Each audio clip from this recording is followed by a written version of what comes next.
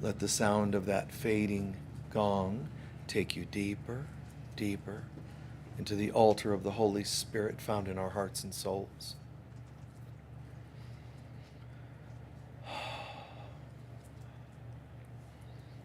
Heavenly Father, Mother God, we ask that you join our hearts and our minds together now, two or more now being gathered as you've asked, with one intention, the remembrance of who we are.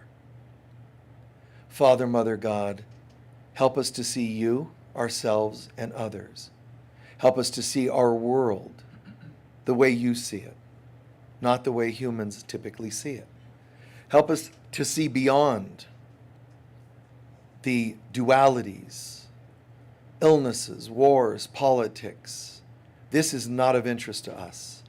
What is of interest is our return home to your consciousness. This is your intention from the beginning. We strayed, so help us to forgive ourselves for doing so, and help us to forgive each other, especially when we mirror to each other our own inner issues and triggers. God, bless us all with your presence, your peace, your joy, your love, and your abundance. Let us anchor this into our beings now and permanently, and let us pray it upon, bless it upon all our brothers and sisters on this planet. Then we can proclaim the kingdom of God, the consciousness of God is here now. And so it is.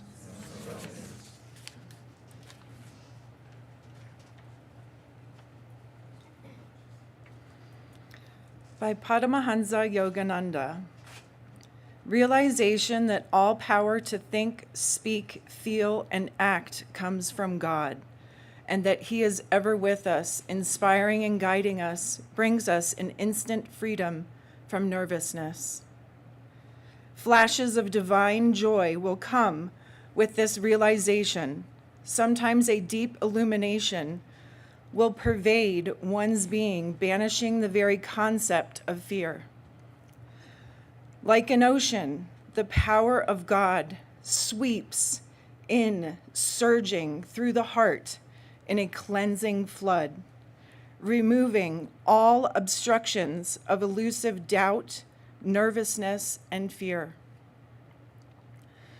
The delusion of matter, the consciousness of being only a mortal body, is overcome by contacting the sweet serenity of spirit, attainable by daily meditation.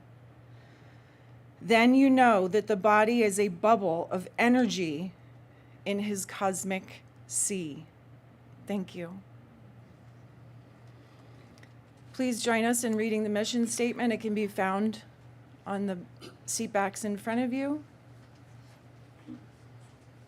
The Global Center for Christ Consciousness is a spiritual center for students and masters on the spiritual path.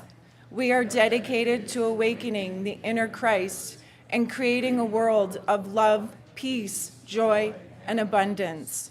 And so it is.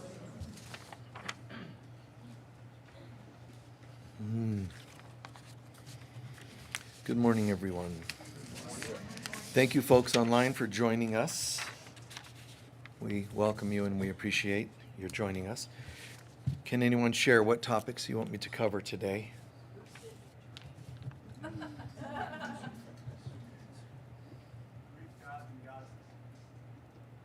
Greek gods and goddesses.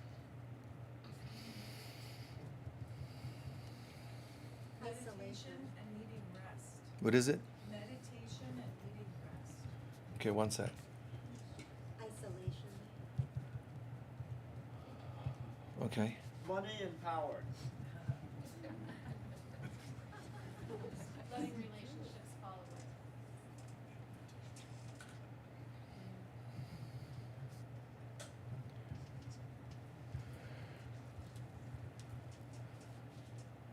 The direct path to self-realization. One more over there. Understanding another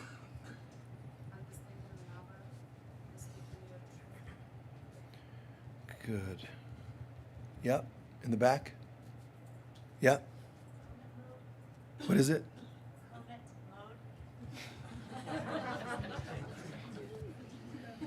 Nice. Wow. What a unique blend of things. I say that sometimes, but wow, this time, everything from dreams to Greek gods to, and thank you for that, by the way. I'm kidding. Greek gods, meditation, isolation, money, relations, understanding others, and Kermit. No, I'm kidding. The hermit path. Wow, wow. Okay.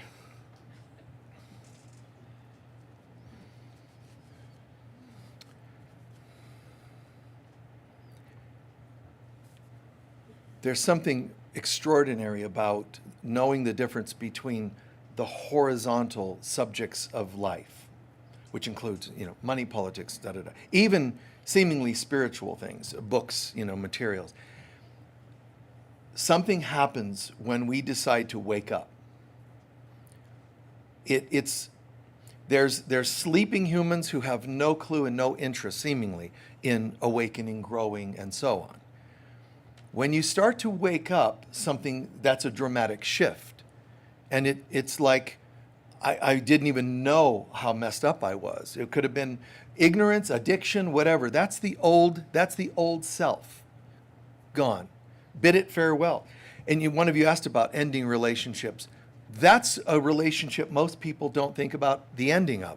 Most of us have been divorced or ended relationships, a partnership, or maybe just parting ways from family members and not talking to them. Those are the typical ending of relationships. Don't underestimate the value of ending a relationship with your old dysfunctional self. Bid it farewell. Just whatever that means to you. Ceremony, a prayer, but at some point to be able to say, I don't relate to that anymore. And please don't underestimate your growth. If you've grown just a little, look back at how you were and now and don't underestimate that and give thanks.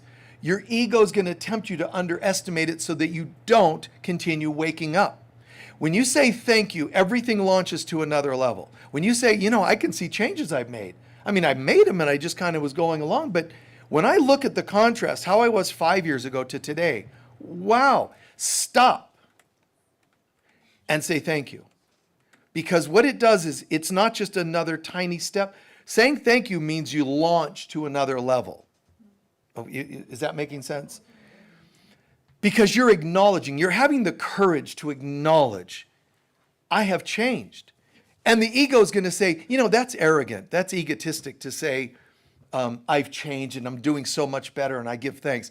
That's a lie that it's arrogant. It's arrogant to underestimate your changes. And it's really ridiculous and self-hurtful to not own that you've made changes in your life. Why would you want to go that route? Yes, I've made changes. Thank God. Bid farewell to them.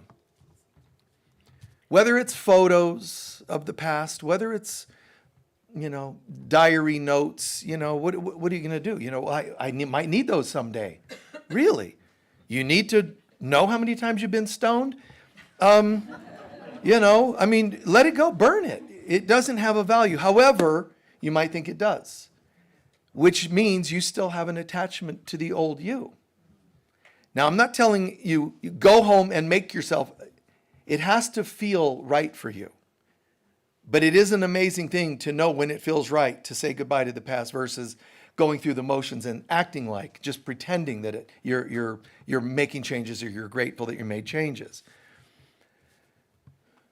On the note of Greek gods, or in mythology, the gods, were they mythology? Mythology means right brain version of history versus history, which is left brain version of history. Right brain version of history is always more accurate and more complete. And the mythology, even the word, makes it sound like fables, and it isn't. So we have to be careful to interpret that word correctly. We have an ongoing mythology course we're doing 1 month per year, 1 day per month. That's next Sunday, by the way. But we started as oneness with God.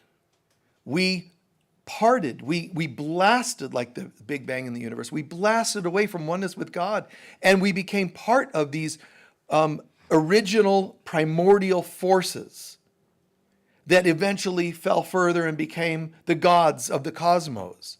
And some people will say, well, yeah, but that's fable, mythology. That's not in history. That's not in the Bible. It is in the Bible. It is in the Bible. Then those gods fell further and became demigods. And when I say gods, I don't mean let's say there's a billion people that once were a billion gods. No, we were once collectives. So let's pretend there's a billion people, but only 100 gods.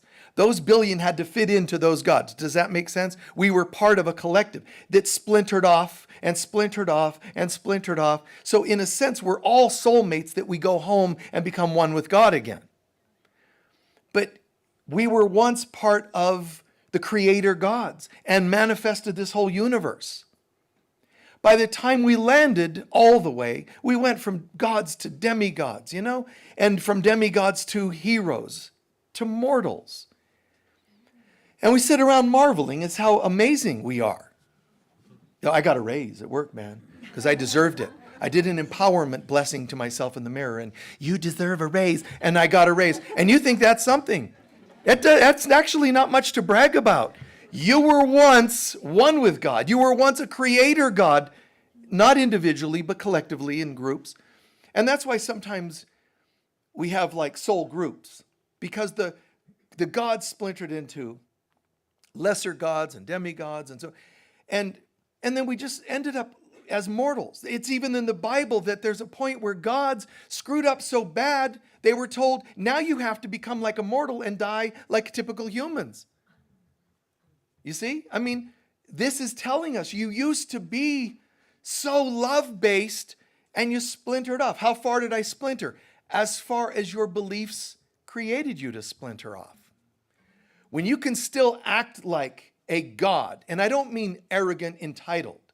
I'm talking about when you can feel supernatural, forgiving things that no person could imagine forgiving, and you pulled it off. When you have extra time to be of service. This is the funny thing, because the gods still have a connotation, and many of them did. As I'm checking in here, I'm really noticing as the other people fall further and further, I haven't fallen as far. So I would like them to start worshiping me because I remained higher than them.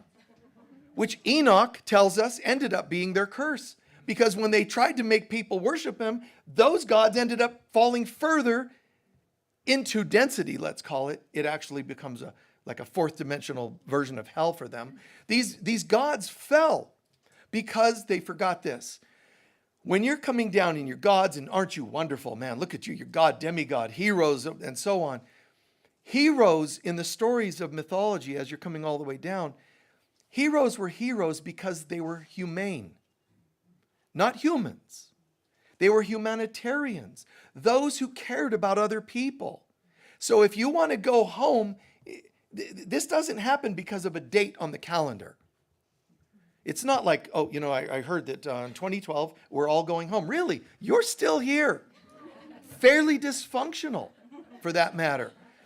Are you any nicer? Do you give any more? Smiles, hugs, money, whatever you have, an abundance of. Do you? That's the humanitarian.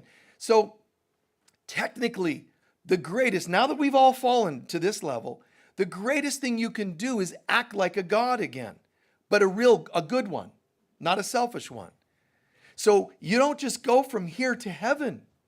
We fell gradually and we will ascend gradually, dimensionally speaking.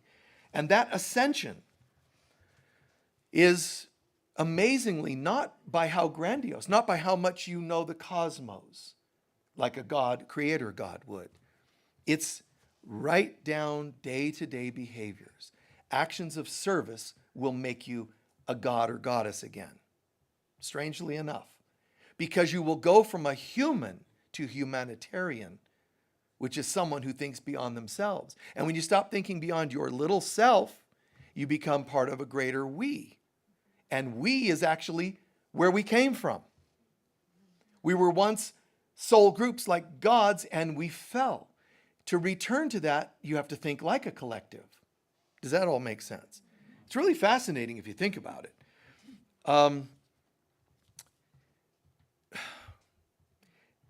When you ask about things like ending relationships, all of these are like the phoenix, again, mythology, but all of these things are like the symbol of the phoenix.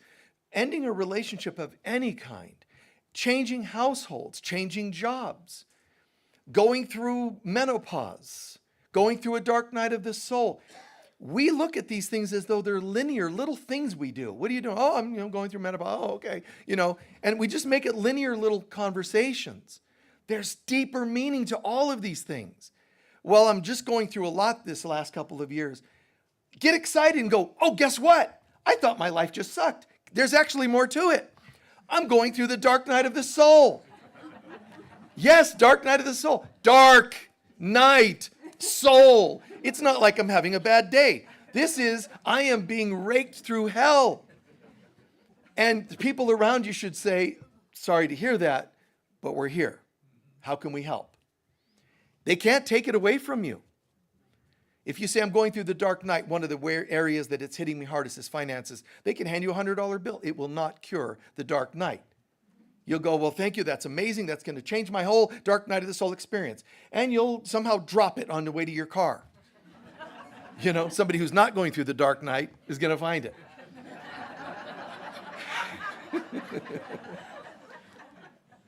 So these stories, these games of money and power, I'm so sorry for that people, politics, politicians, people in this world think in terms of money and power.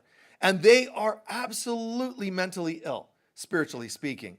They are absolutely messed up when they get into money and power.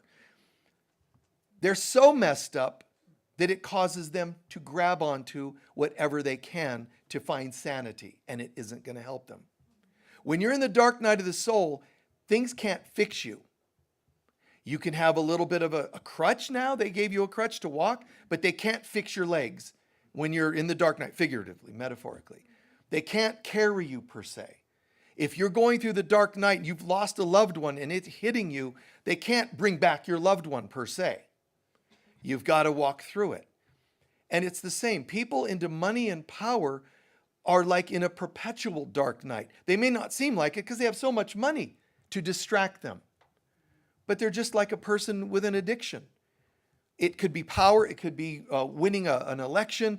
It's just another drink. Forgive them. They know not what they do. And God bless them in the Texas sense.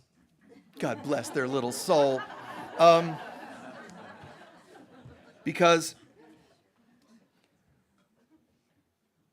they are in a position where there's so much stimulus, money and power, that they almost now can never find themselves again because there's so much distraction, like any form of addiction, and they have an addiction.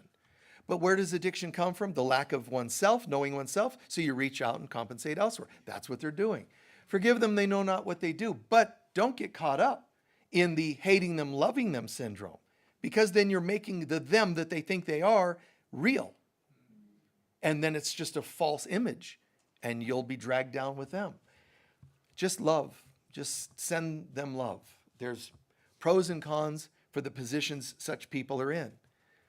A lot of the power people remember that once we were all gods, and they're trying to be there again, running the world like dictators. And I'm talking about all of them, not one side of them. All of them. Some of them are more overtly dictators, and some are covertly. Some are aggressive, the others are just passive aggressive. But they're all messed up either way. Is that what you want your mind on? Is that what you want your consciousness on? One of you asked about a more direct path home. The direct path home starts with humility and being of service to others. Not if I can gather enough power, I can make things go my way. That doesn't work. There are characters in the Bible and characters in history. Characters in the Bible ranging, oh my God, from the time of Solomon to Alexander the Great and so on, where these are beautiful, even King David, these are beautiful souls who loved God in their own unique way. They loved God and wanted to bring heaven to earth. They had these brilliant visions. If only we could. So Alexander, he didn't conquer. He's not called a conqueror technically. Only ignorant people would call him that. He wasn't a conqueror. He was a uniter. So he took other countries and united them, getting them to get along. Let's have one language that we can all see. He created the Alexandrian library. Let's have information anybody can study, no matter how rich or poor. He really captured all of this. But at the end of the day, no matter how much you try to fix this world, you're still assuming there is a world. Instead of saying, how does God see this? God doesn't say, if we just had one more hospital, everything would be fine. God's going, there's a glory to all of it you can't see when you're focused on a thing, whether it's an Alexandrian library or an election you want to win or money you want to make. You're still on things. There's another way of looking at this. There's another way of seeing it all, and that's from a more divine perspective. You asked about understanding others, and this is how it happens. It's learning to see the content, not the form of things. Look at the deeper meaning of things. A relationship ends. You're going into the dark night. These are meaningful. To one person, I lost a relationship. Is it really lost? It's okay. I understand that it hurts and it feels like I lost a loved one. And they're like, what do you mean lost? I'm still standing right here. Just because you can't see them doesn't mean they're not there. And the love you've ever felt for anyone should last forever. Honestly, if it's real love. When some of us go, yeah, I was in love, but I fell out of love, and then it can't have ever been real love. You were in a mood. That's all. I was in a mood to love someone, and now I'm not in the mood to love them. They put me out of the mood. Wow, how is that not like a really shallow lifestyle? You just sit here and go by whatever's, you like live a life of like whack-a-mole, poof, poof, poof, and you just go by whatever, mallet hits you on the head and changes your, constructs for now. In the real sense, this is so hilarious. I can see through it all. And I'm calling upon a guidance that is beyond my own type of understanding. Of myself, I'm nothing. But when I surrender to the Divine Mother, she guides me, she teaches me. I can learn and do anything. Now I'm returning to becoming like a supernatural human. The concept, supernatural, extraordinary human being, means you're ordinary but extraordinary, supernatural. And it's not one skill, like you're a psychic or you're a healer. I'm talking about a consciousness. Think beyond being just a mortal. Realize you have a level of patience that most mortals don't have, if you access it. You have an ability to know things that the average person doesn't know. You can have things just come to you, awarenesses, and it's really beautiful, but we're going in that direction. Mankind has to learn to access their higher supernatural, fifth dimensional self. But you can't if you're stuck looking at 3D things. You can't become fifth dimensional if you walk around complaining about the 3D elections and 3D opinions. Go ahead and do it. And now you're just a 3D person doing 3D things and complaining about 3D events. And that's fine, but you're 3D. Own it. Don't say, I'm so fifth dimensional in the way I hate people. That doesn't make any sense.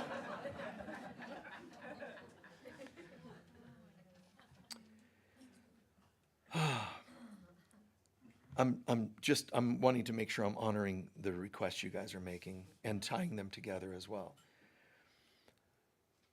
The world can be so heavy that it does make us want to isolate, hermit away ourselves.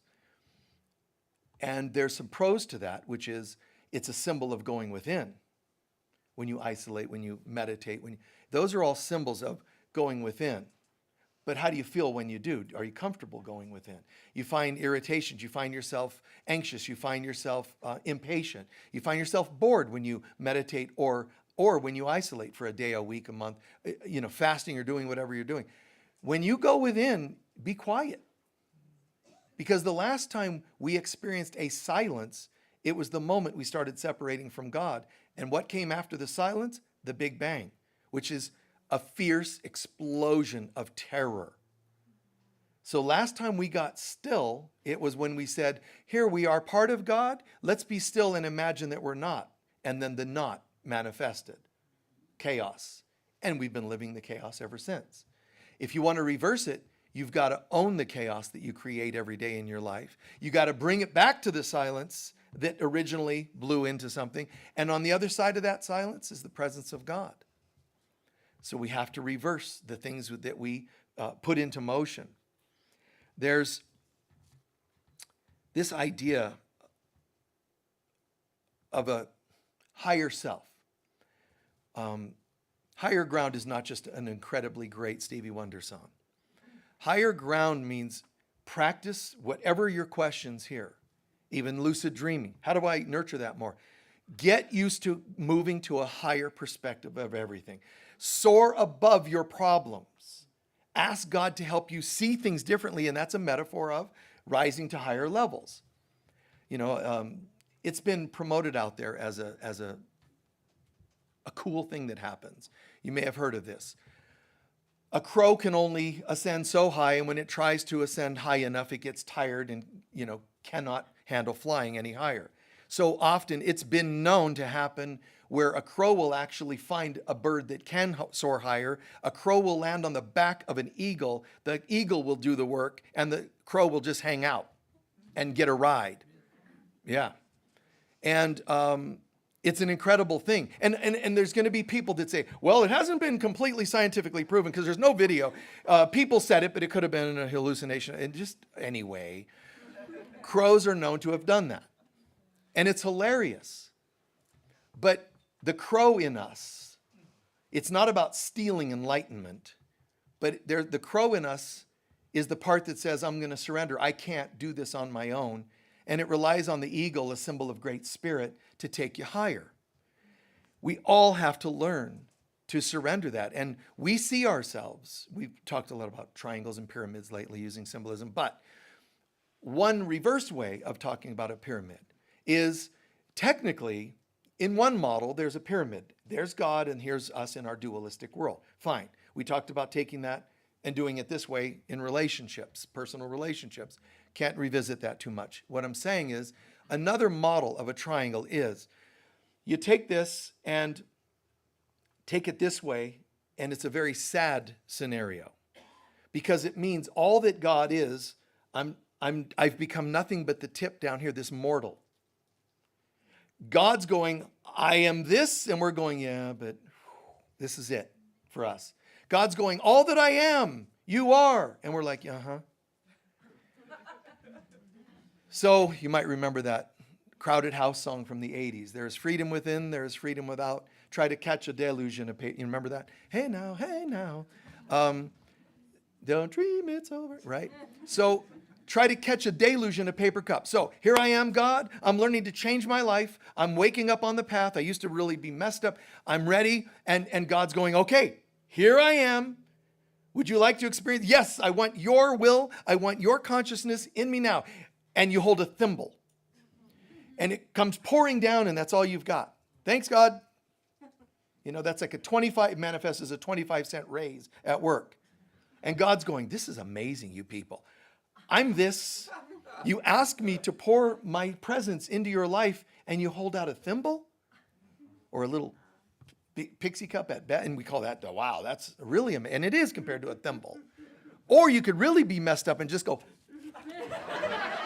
try to catch it on the tip of your tongue or whatever. You could be that messed up. But it's an amazing thing to say, part of me wants to hold out a thimble so that I don't miss out, instead of trying to catch them with my tongue like snowflakes. I'm going to throw the thimble aside. That is not your will. Your will is that I be you. So the symbol of God, the pyramid this wide, pouring down into this tiny little person that I think I am. That's unworthiness. Those are judgments. You don't just end up the tip of an inverted triangle. You don't just accidentally end up there. And your parents didn't make you, although they can enforce that you're there if they were dysfunctional. But nobody can make you be this. This is our collective belief systems. Even if your parents were totally messed up and they treated you a certain way, you can only be this if you believed them. There's a part of us that say, and no. Well, you are part of our family, and we do have alcoholism. We do have certain illnesses get passed down. No, you don't actually have to believe those things. And so this starts to broaden and become a bowl. A little cup maybe, but then eventually a bowl, and then a larger basin. So the model goes from being an inverted pyramid to almost like a column of light, of God's presence. Wow, there's God and there's no difference, which is Jesus saying, all that God is, I am. It's like Jesus saying, when you see me, you see God.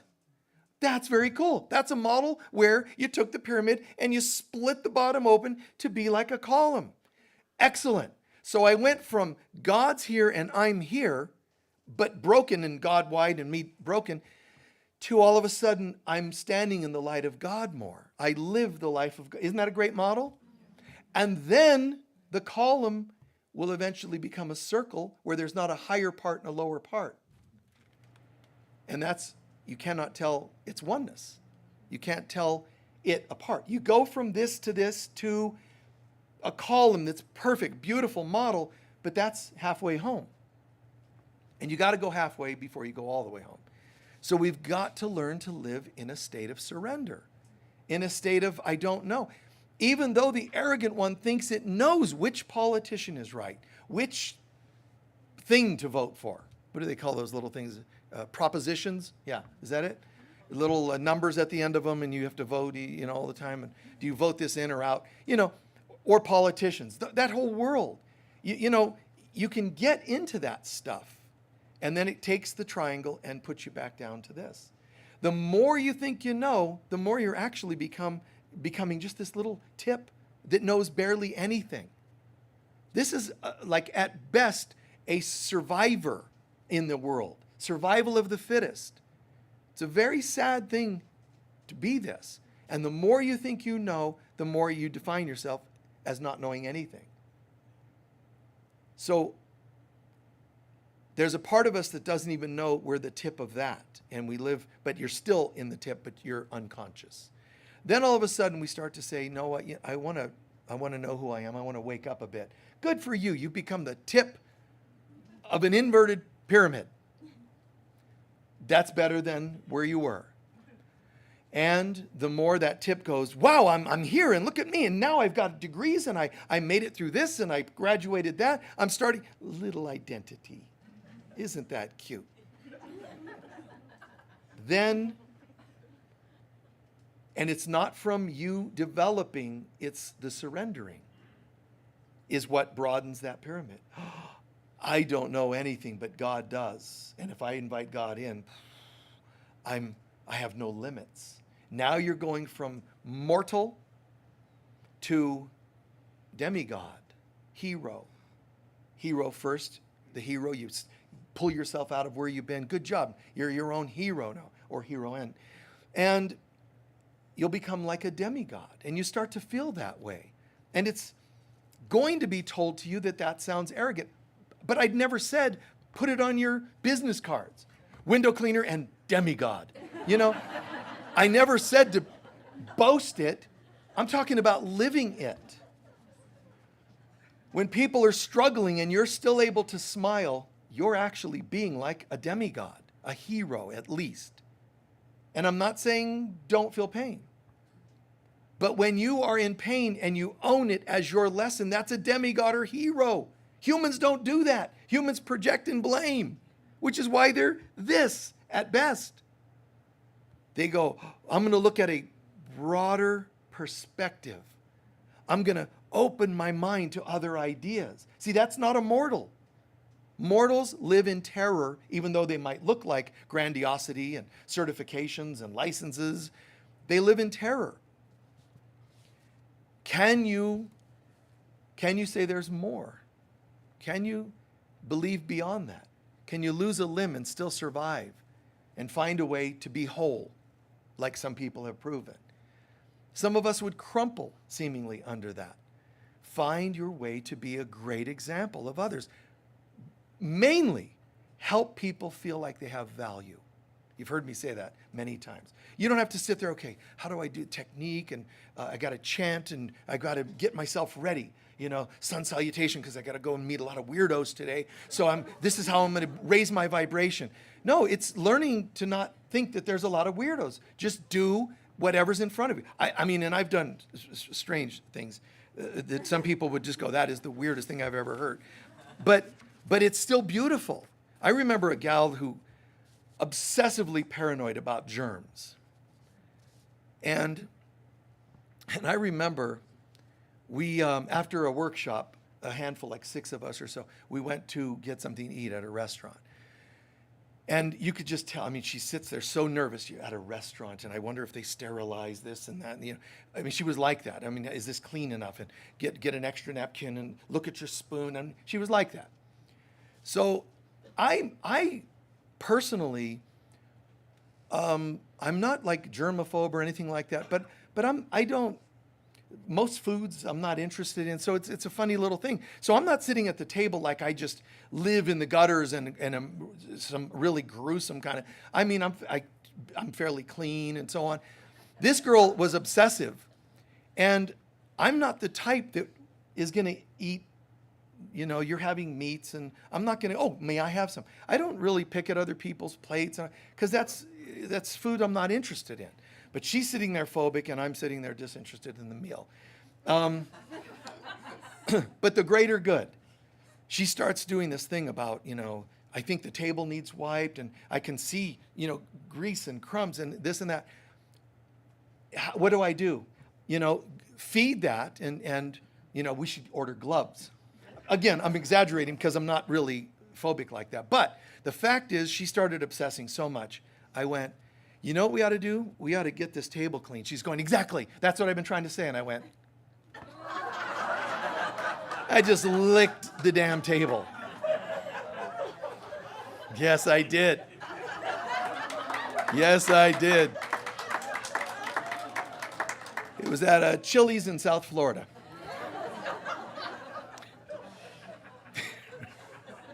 I did. And I mean, people that knew me, they're like, he doesn't eat like chicken, and I don't. But yet he doesn't know what's on that table. Deep down I knew that whatever nuclear waste they used to clean tables probably neutralized it all anyway. No. But the point is, isn't it amazing to let people know? And she said it changed everything for her. Not only that I did that and still somehow survived, but that I did that for her. That I would take on the potential skeevy, as we sometimes call it, contents of a table that probably chicken eaters have sat at, and their grease is everywhere. And then comes some ammonia stuff to mix with the chicken grease. And I'm like, ugh. Because nothing really matters.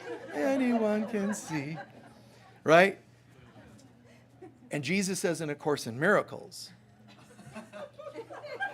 Why is that funny? Oh, you think it's a strange segue. No, it'll make sense. You just don't interrupt me. It'll eventually make sense. Jesus says in A Course in Miracles, when someone asks something extreme, do it, to prove to them that it doesn't matter. He does add, never something that would harm yourself or others. which I call what you can afford to do. I can afford to do that. See, I can afford to do that. Why? First of all, because you're valuable. You mean a lot to me. I don't even know the person well, but you mean a lot to me. And I want to show you that you mean a lot, that you matter. This thing that's got you scared means nothing. Now, if it would have been something that would have been hurtful to that other person or myself, financially, energetically, emotionally, then no, that's a rescuer that goes too far. But I did. I did that. There was shock, there was a bit of laughter, and so on. Let people know that the things that scare them don't really have power over them. You see? Don't overly prove, but do it as a graceful thing. Do it as a miraculous thing, a gentle thing generally. It doesn't always have to be externally, intense for people. But it doesn't hurt to also do something that helps people laugh. That it's okay. I got a new car once, and I don't even think I had it for weeks. And in a parking lot, somebody, bumped into me. There's a split second of, oh my God, the car and it's new, and immediately I had to go into, it's okay. I didn't even get out and see how much damage. Just, it's fine. We're good.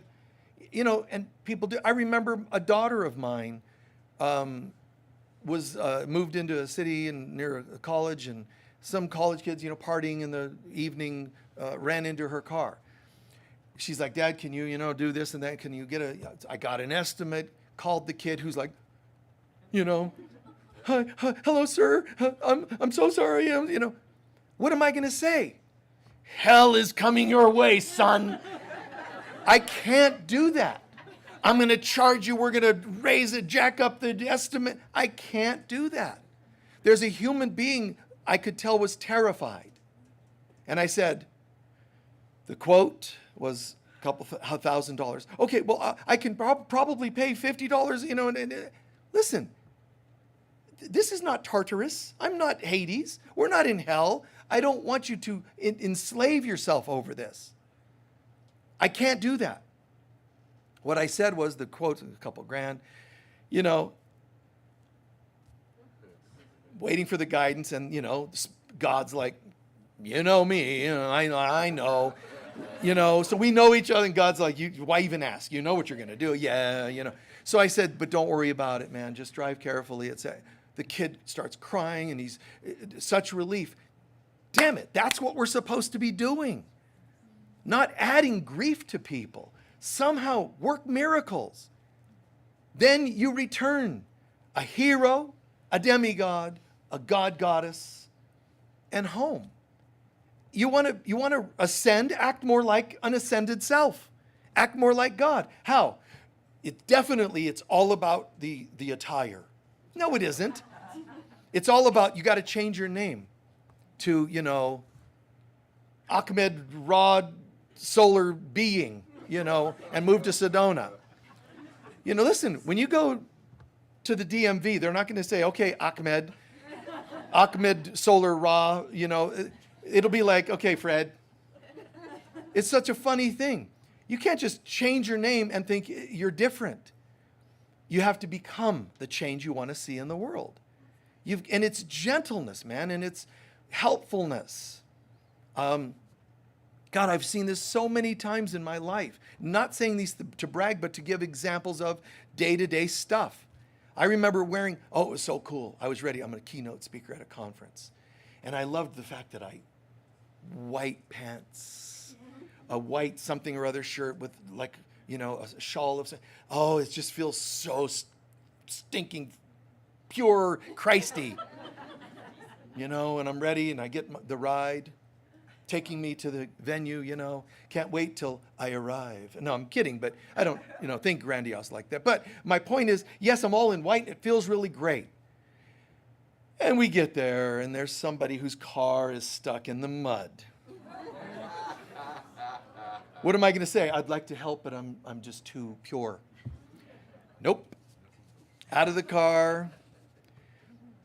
Push. and the mud's going right up my body. It was just like amazing.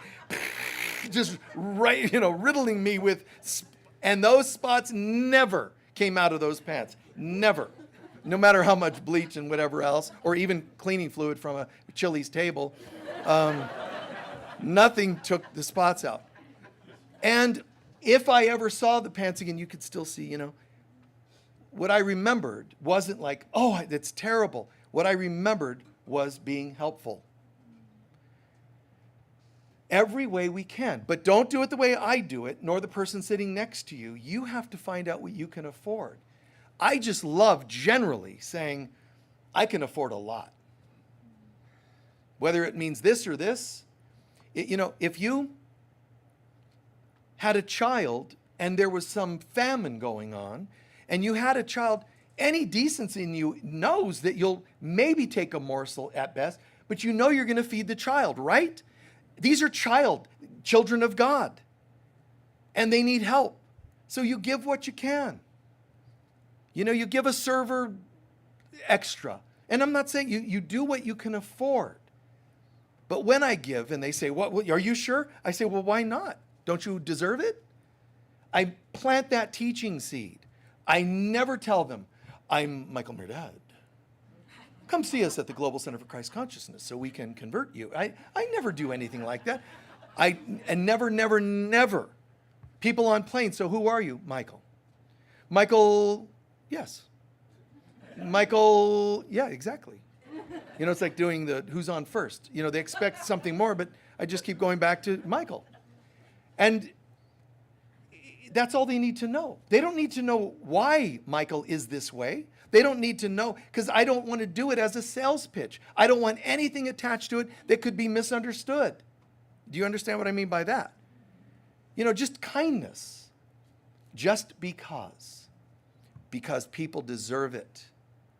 And that makes them understand that they have value, which then takes them from that little point to something a bit wider. Really? I have value? But you don't know where I've been. I didn't ask, we're good. And if somebody says, let me tell you where I've been, okay. And they tell you, your face should stay the same. Like, not, that's not good. That's not good when they share their heart and soul with you and you show them reactions of judgment. Nope, tell me anything, it's fine. And people will say to me, how can you listen to some of the really horrendous stories that go on in this world and survive? No, once in a blue moon, it adds up and becomes a little heavy. As a person, it does, I can feel it. But the reason most people get really overwhelmed hearing even just a little is because you haven't yet realized the end game. The end isn't in the trauma that people are telling you. The end is, and then where are you going with that? If you don't understand the end of the story, which is oneness with God, then you're going to panic hearing the little details along the way. So even when people are telling you current abuse of some kind, meet them there and then know where else you're taking them.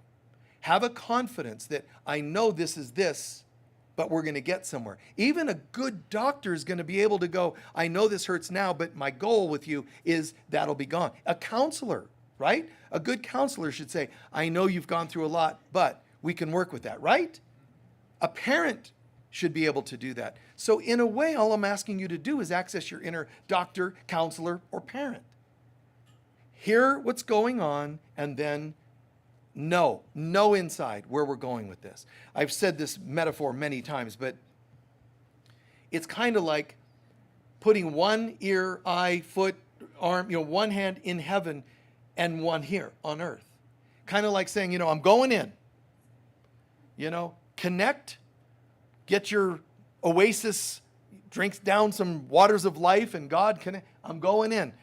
And do your day-to-day work. Do it on your own, you'll get burned out. Think amazing of yourself that you did the work, and you'll burn out. Something will go wrong with it. Keep it humble. Of myself, I do nothing. Of myself, I know nothing. That doesn't sound belittling the way it might. It isn't belittling the way it might sound. It's actually clearing the ego out of the way. I really am a good person, I being any of us. I can see that I really am a good person, and I'm grateful that I am.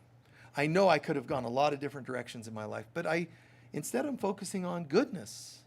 I'm really grateful. Now ramp it up more.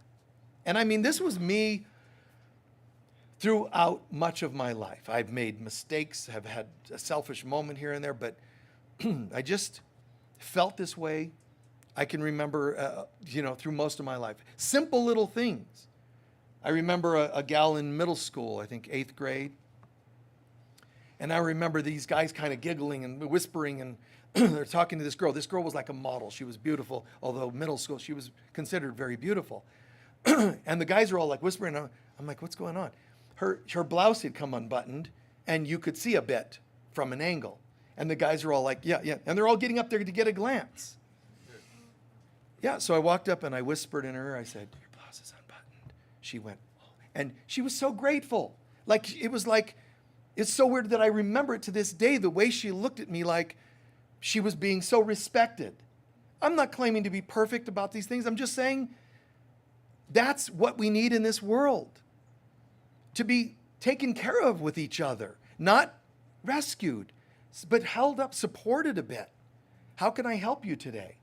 And that helped end something else that was going a gross direction.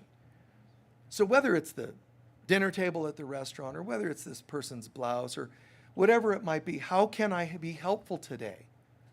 A prayer. And unfortunately, this world loves to beat us up. It does. This is the ego version of the world. And every time you do something kind, you're actually literally and figuratively saying no to the ego's world, yes to God's world. And I don't mean heaven someday. I mean you lifted the veil and brought through higher dimensions right where you stand. See, angels are up here on that pyramid. Angels are up here in that column. Those are high frequency beings. Fantastic. They get to live like angels in an angelic realm. When you act like an angel in this world, man, everything is blown apart. You see what I mean by that? You're supposed to obey the rules. If you're an angel, act like one. If you're a human, not much is expected. Because you're a fallen mortal. You live in fear, and at best, you'll have an epiphany before the end of your life. Then you'll come back and have to be with the same people and hope for another tiny epiphany. When someone says, I'm going to act like these beings of higher realms while here, even the angels are like, you're kidding me. This person acts like us, and they're down in the trenches. Do something to shake things up a bit. Do something that's supernatural in terms of forgiveness and kindness. Take the hand of someone that's struggling, hug someone, all in a way that is the timing and everything is appropriate, but how can you be helpful?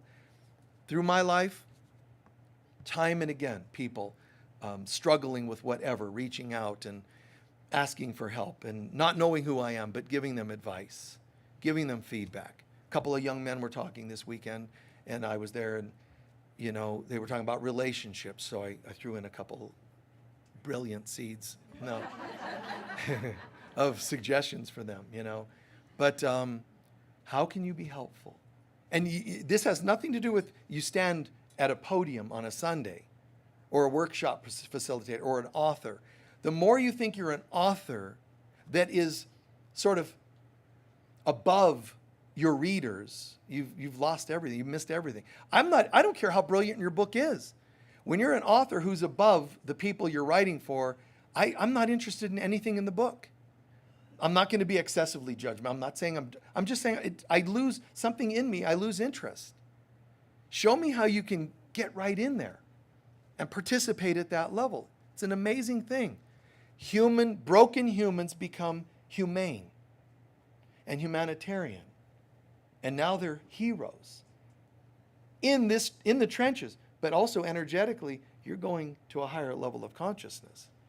When you act like this, you might not even need to come back because you don't have the same 3D lessons.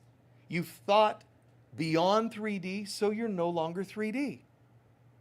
And you get all ready and you're dressed up for your next lifetime. They go, where are you going? Oh, I was just preparing. It's about that time. I should be going back. They'll say, back where? Earth. For what? Lessons. You already started acting in a higher consciousness. You're allowed to live in the higher consciousness now. And some of us will go, boy, doesn't that sound good. But I still think I'm going to go in and try to help. And you've heard me say that's like a bodhisattva. It's greater than being a Buddha who awakens and I'm done here. A bodhisattva is going, yeah, I'm awake, but I'm still going back to lick tables at Chili's or whatever it might be.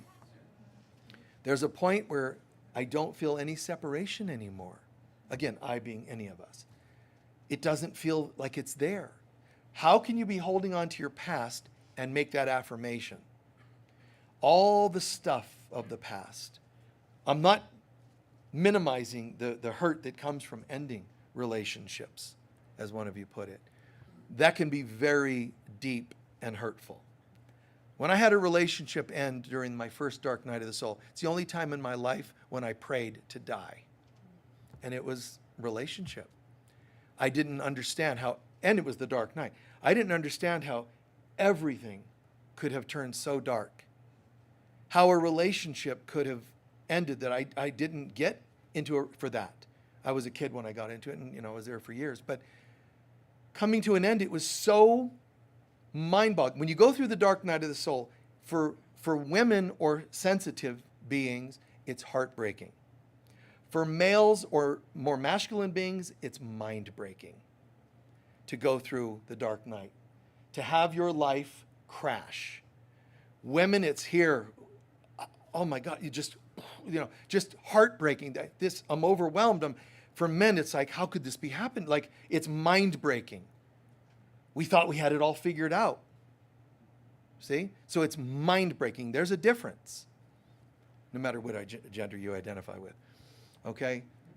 The point is, oh my God. And I remember, just please take me. Please take me now. I want to die. I just was over and over for several minutes begging to die because that's how you'll feel. So when I'm saying ending relationships and so on, I'm not standing here going, well, get over it. Don't ever tell a person to get over anything they're suffering with, by the way. Okay? Don't do that to people. And also don't hit them with the new age, well, it must have been your karma. You now have new karma for saying that. Listen to people. Feel for them. Hold their hand. Hold them. Be compassionate. Be present with them. Doing so means you're anchoring the presence of God right there with them in the darkest moments. That's amazing. In mythologies of every culture, in mythologies, you don't hear typically of a mortal making it to hell and back. It's a very rare thing. Why? Because hell takes you. To keep clear enough to go into hell, meaning to go into the dark night and bounce back, is supernatural. But it's not a hero in mythology, it's you. You're supposed to be able to do this. And you will. Try it on your own, you probably won't make it. Tether yourself to God, I'm going in. And you have all the power you need to hear other people's hell, to feel your own hell in the dark night. I'm totally feeling this. And the first time I'm saying, take me out of this, because nobody taught me. I was a kid and nobody taught me. I didn't know that there's any alternative other than I'm feeling nothing but pain. Then an awakening happens and you go, oh. Now, to go through it again, it's a bit easier because this too shall pass. When you're in it as a mortal, it looks like there's no end in sight. I'm going to suffer forever. This just doesn't end. Or it's just so intensely overwhelming. You want it to end now. Hang in there. Thank God that God said no when I said take me. God says, you say that now, but wait. Because if you make it through this, not only will you be so much clearer, you'll know what hell feels like when people come to you with problems. You see what I mean by that? Man, you've been there. You've been there. You know this is, wow, intense stuff. and you speak from experience. To close, just there's a concept, dark night of the soul. Before the dark night, this is also written in the book of Job. Job says to God, before I went through this, I thought I knew you. In other words, you think you have licensing, you think you have degrees, you think you're a good mom, whatever it is, all your labels. Before the dark night, you have all kinds of labels, which are also called masks. In the dark night, they're purged away, which is terrifying because it's what I thought I was. It's what I thought I knew. Married or a parent or a degree. But the dark night comes to you partly to purge all those, partly to strip you of those things. Well, that doesn't sound very loving. It is loving, because if you actually have a facade of things, your identity is made up of things, it's a good thing for you to get over that. Because after it's all purged away, now you have to answer this. Are you those things? Not did you have the certificates. Are you? Are you actually a healer, not just a licensed physician? There's a difference. Are you really a mother or just a parent? You just happen to have kids, so you're automatically a parent. Or are you a nurturer? You see, more divine spiritual wording for it. It's a presence, a healer. That's different. God bless anybody that's become a licensed professional of any kind. Foot reflexologist, surgeon, I don't care. God bless anybody that does healing work. But the world, as it's going through its own dark night and will continue, the world is going to purge your licensing, and it'll purge this world of titles and labels. One day, not too far off, you'll be called a healer or you won't be called a healer. It won't be, and I'm a specialist in this. It'll be whatever you need. All healers will get to a place of being able to provide whatever a person needs. It doesn't matter if they have to go to a foot or the brain. They're going to be understood to be because you love God, self, and others so much that you're saying, how can I be helpful? And the skills will download. They will. And that day's not too far off. Please take a few centering breaths.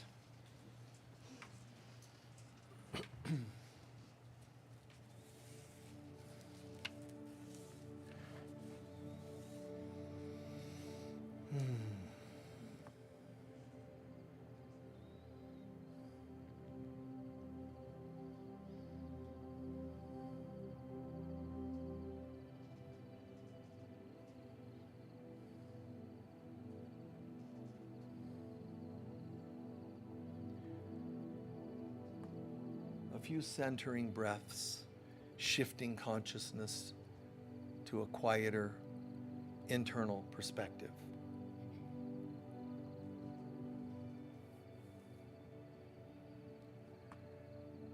Be aware of any challenge that the Holy Spirit helps you bring up in your mind. It could be a current one, a recent one, could be an ongoing one. Just let Spirit help you bring something forward. A challenge, a fear.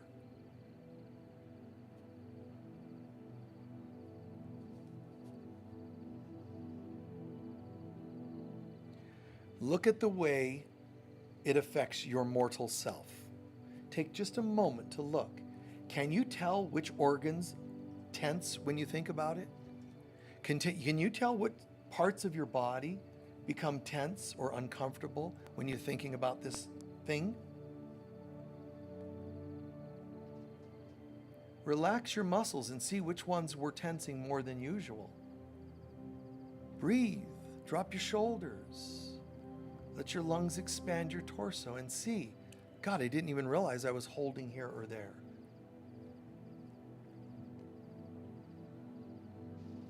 And instead of shaming yourself, just say to yourself, well, that makes sense that I would be tensing when I think about something like this. I'm not giving it power. We're just saying it makes sense that you would feel that way.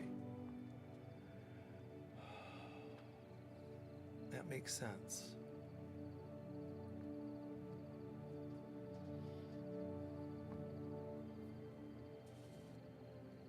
Now, ask the Divine Mother, Holy Spirit of God, to help us lift our consciousness for a moment in meditation, visualization. Everybody imagine that you're angelic-like. Imagine that you're in a higher state of consciousness. Not mortal, not flesh. Whatever higher one works for you. And look back at the same thing that caused you to tense and so forth. Look down upon the world. Look at those issues. But notice, stay light. And notice how it doesn't have the same effect.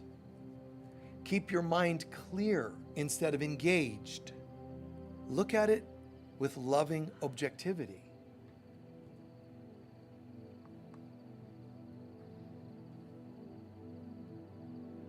The Buddhist concept might be that you learn to see it objectively.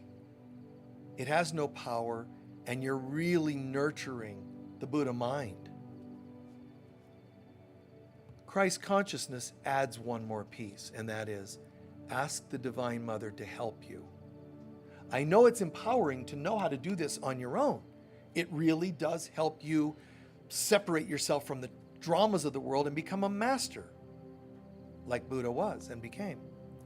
But there's something that you gain even more with the humility of saying, I'm asking the Divine Mother to walk me through this. Both are beautiful, but one adds something. And it's not a codependence. It's healthy dependence upon the mind of God. If you do this and you're asking the Mother to hold you, fill your mind, and view your situation we did a minute ago, you might notice even greater peace, even greater centeredness.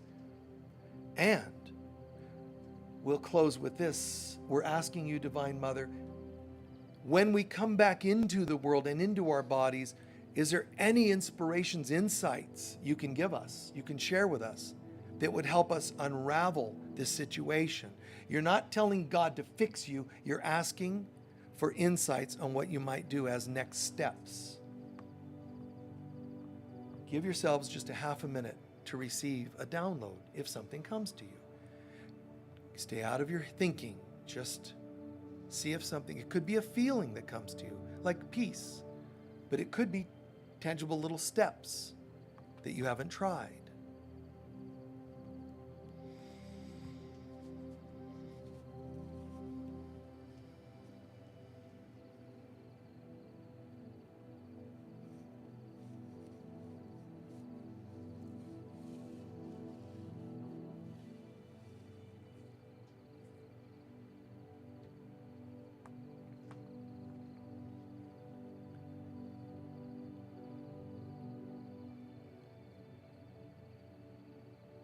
And we give thanks for this extraordinary experience.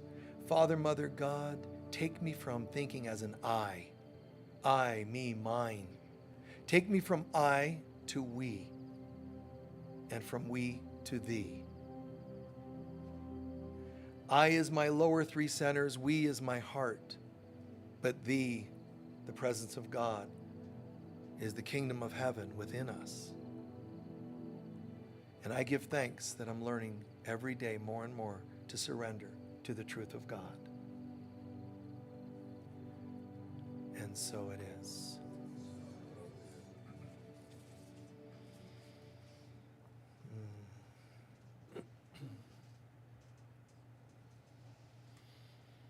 How's everyone feeling? Good, good.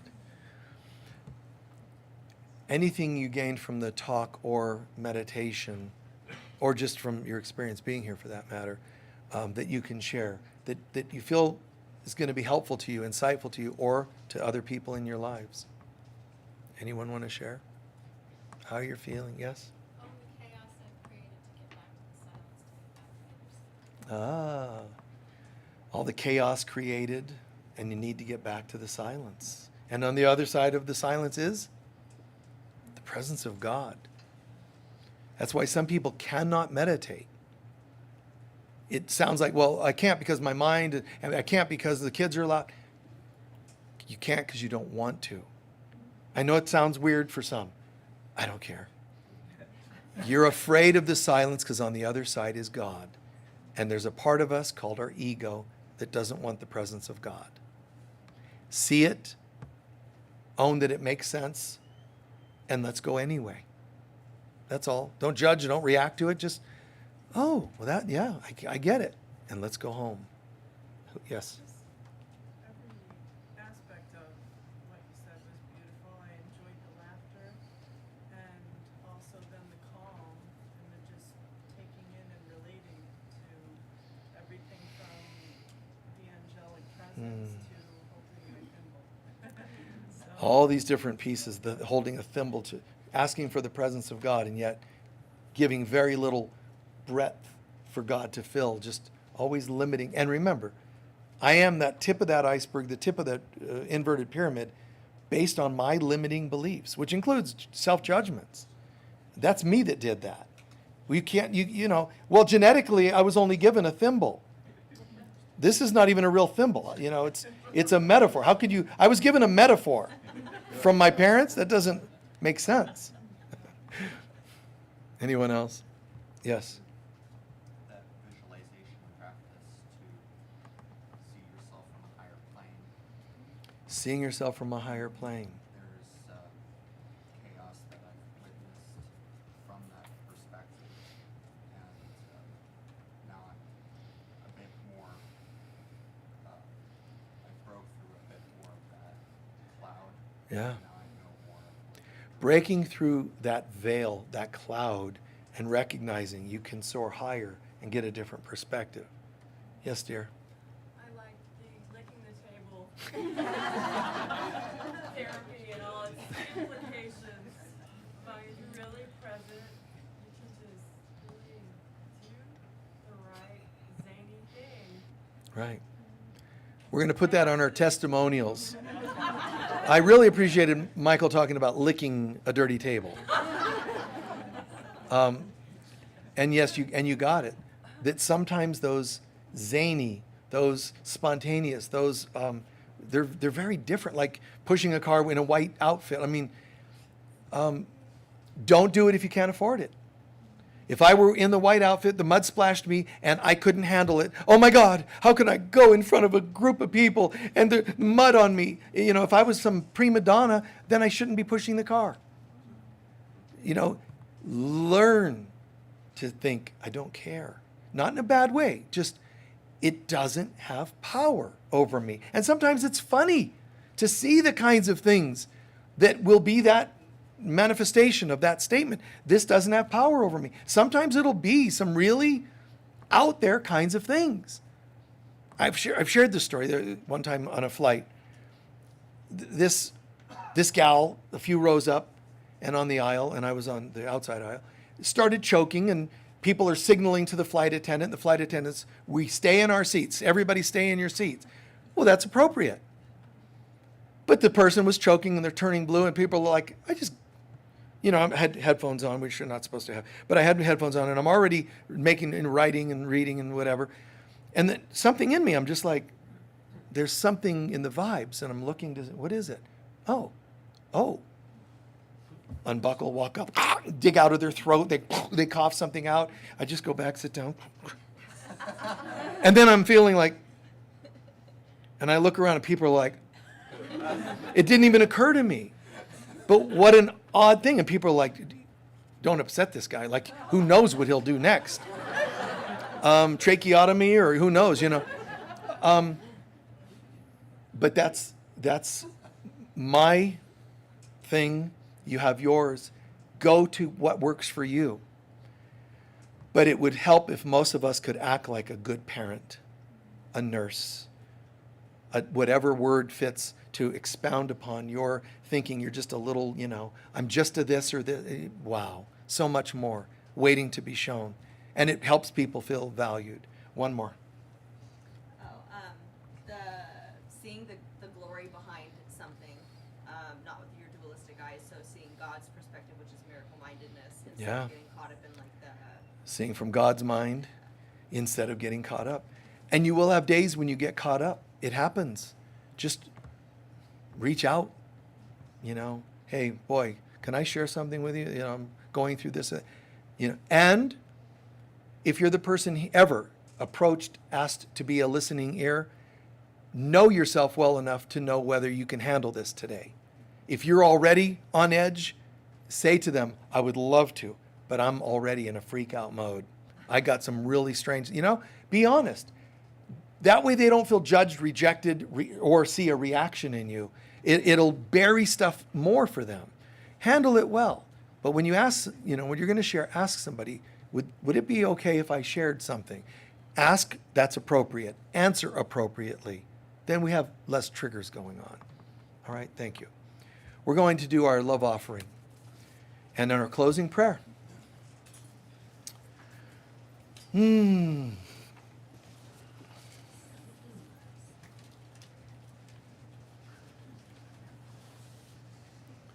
Just be as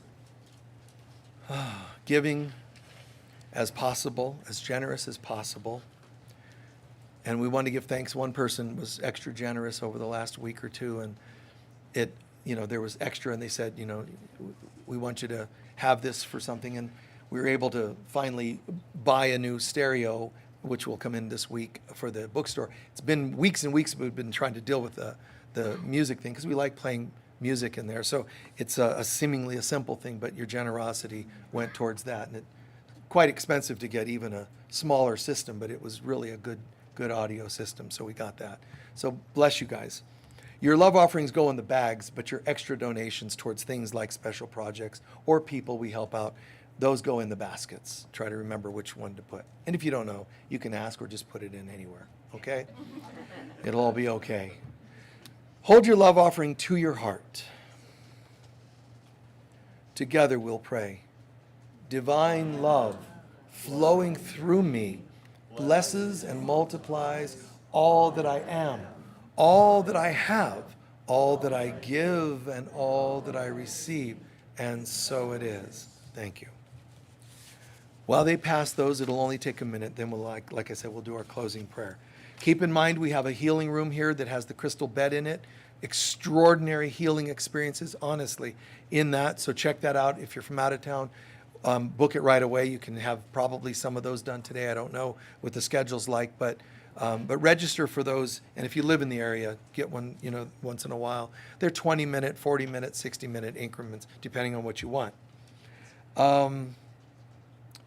I want to thank the people. Last Sunday, we had a workshop called Our Search for God. It was very deep, a lot of people just really overwhelmingly loved it. It's one that I facilitated, but I'm glad and grateful we had so many people register online and in person here. And we have what's called the Enchanted Healing Room. It's a healing room related to our center. It's just a block over. We recommend it, whether you want massage, cranial, sacral work, different forms of healing. We have some extraordinary, everything from items, healing frequencies from computers to sound healing to whatever. There's lots available there. And if you're visiting from out of town, always try to remember to schedule those kinds of things ahead of time. Whether you're in the room or online, please remember to get on our mailing list. Just go to our website, click on that button, get on our mailing list.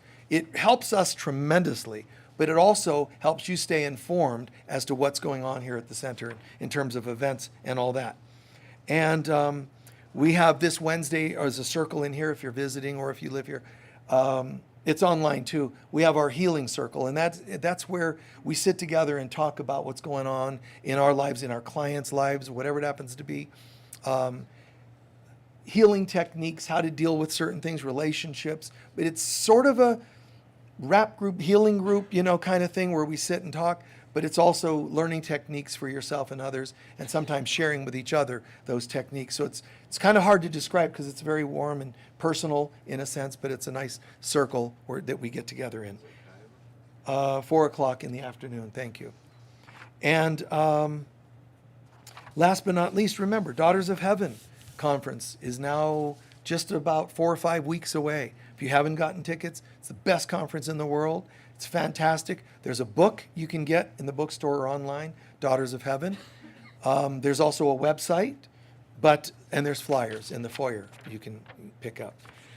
This is extraordinary. From the musicians, John Dumas and Ananda Das and so on. But we also have performers that are sharing, like Diamond Zion and Rebecca Abraxas, sharing more like a specific sound healing or bowls or harp. Fantastic. That's musicians and performers. And there's others beyond that. I'm just briefing over. But speakers, topics, the Essenes, the women of the Bible, the female disciples we'll be talking about, I think. Alan Cohen will be presenting live online for us. Michelle Phillips will be helping people do past life regression to find out where they have been connected to. The Daughters of Heaven, the highest form of light workers in history. And our next Sunday, like I said, is our mythology course again. We do it once a month, different culture. And the next one will be on Egyptian mythology. And it's going to be so cool. So join us for that workshop, for that ongoing course if you want. You can sign up and go watch the old ones. Okay? All right. Please stand. I think we covered everything. How are you feeling? Nice, isn't it? If nothing else, the model is we went from starting a day, we might have felt like that, and already, right? Already the breath, my understanding, my knowledge, I learned, I healed, I felt, I meditated. Take it and let that open.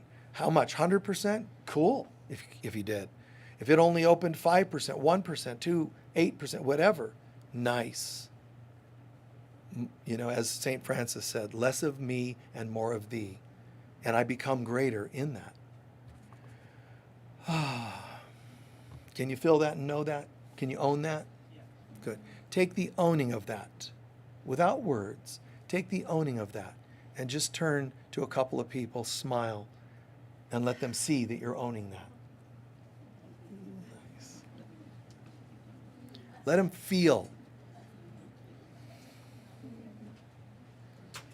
Repeat after me. So cool. So cool. It's like I'm a demigod. The light of God surrounds us. The love of God enfolds us. The power of God protects us. And the presence of God watches over us. Wherever we go, God is, I am, we are, and so it is. Before you folks leave, sacred readers, come up and we'll have a quick meeting again right here for just a minute. And then the chaplains will be, we have a meeting today, right? Is that right? Volunteer Daughters of Heaven meeting in that back room over there. Otherwise, Jeff, our lead chaplain, the handsome man you see in the back over there, he's going to be leading a prayer circle if you'd like to help the prayers or receive. Okay, thanks guys. Thank you. You're welcome.